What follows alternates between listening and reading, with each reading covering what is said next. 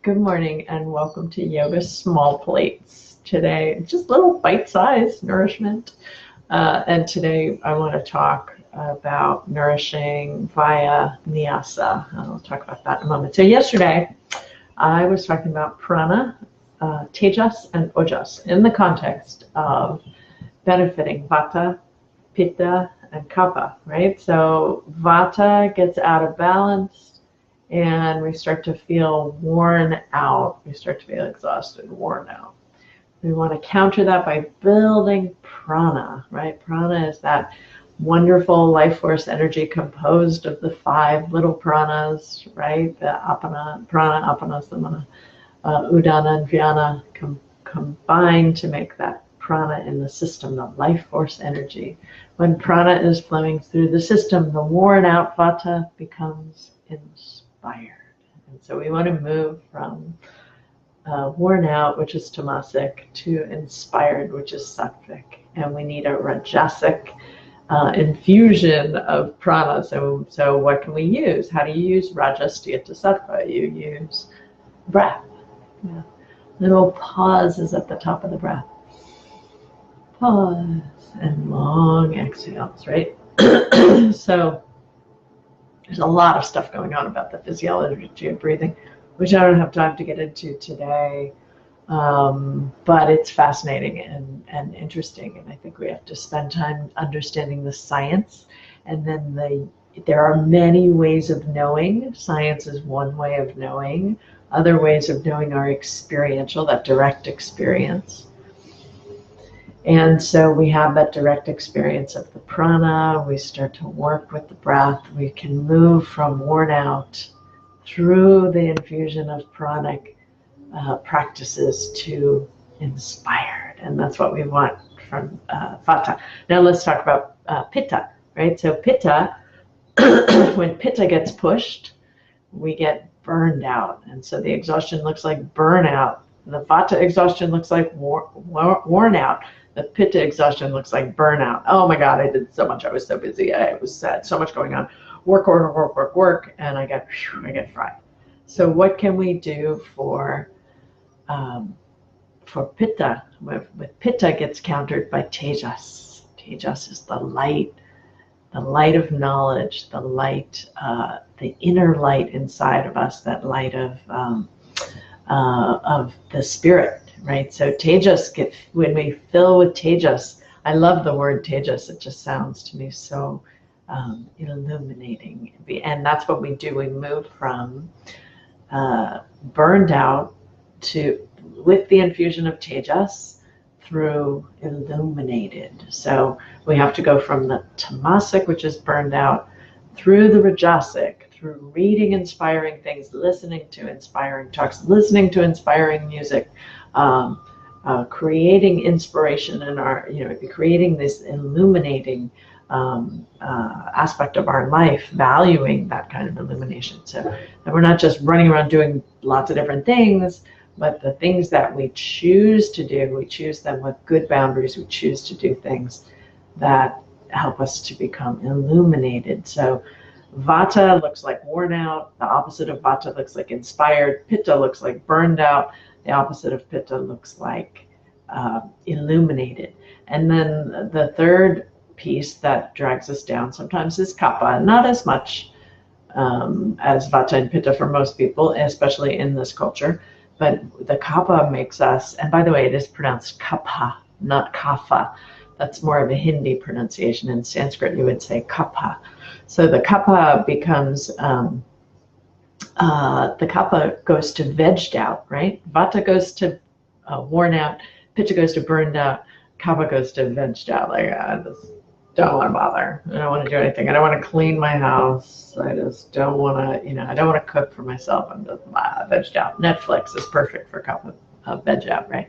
So what do we want to do with kapha? We need to move it into some rajas, give it some energy, give it some asanas, give it some movement, give it some purpose, and then we move from then we move from vegged out to grounded, right? Grounded is important. So when we have the exhaustion, we have vata, worn out, pitta burned out, kapha vegged out.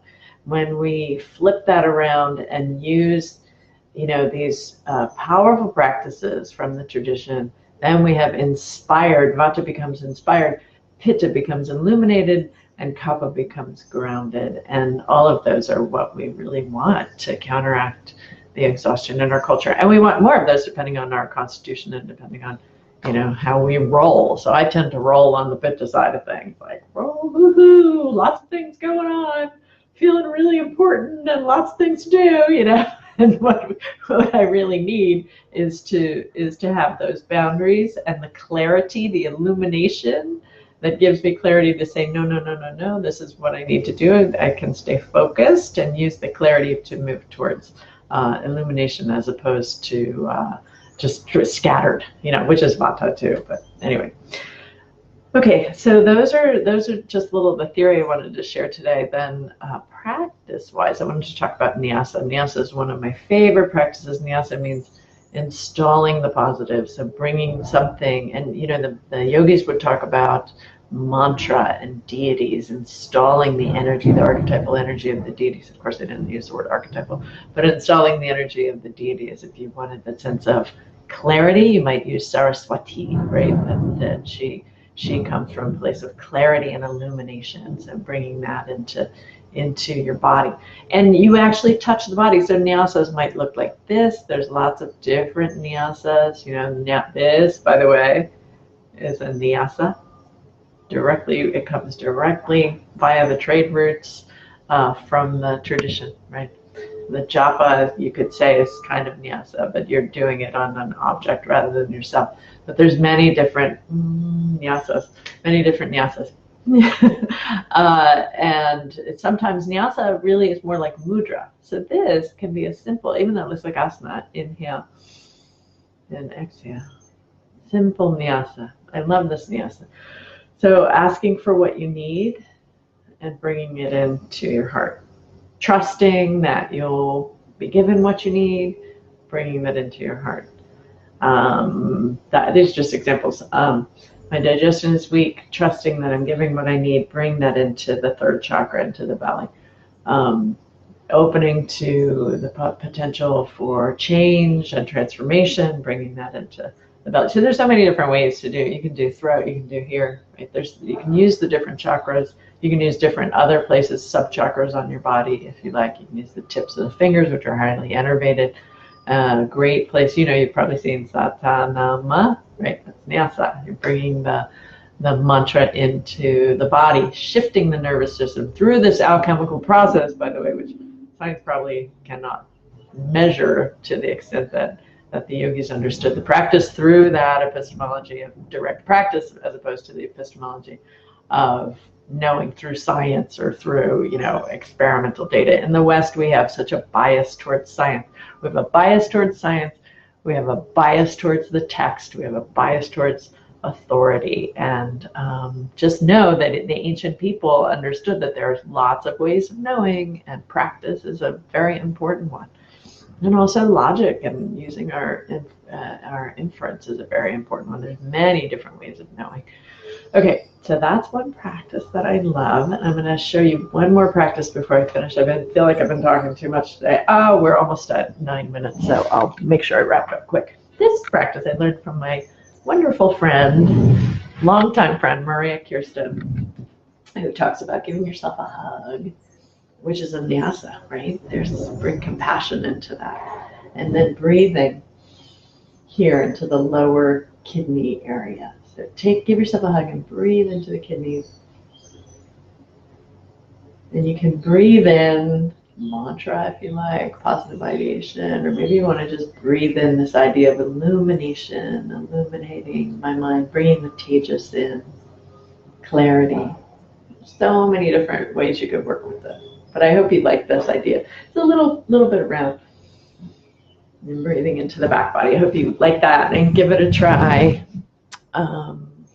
Gosh, I've had an idea of what I was going to do tomorrow, and then I kind of forgot what it was, but I'll remember before tomorrow. So please join me again tomorrow. It's nice to have you here. Leave questions and comments. Lots of love. Namaste.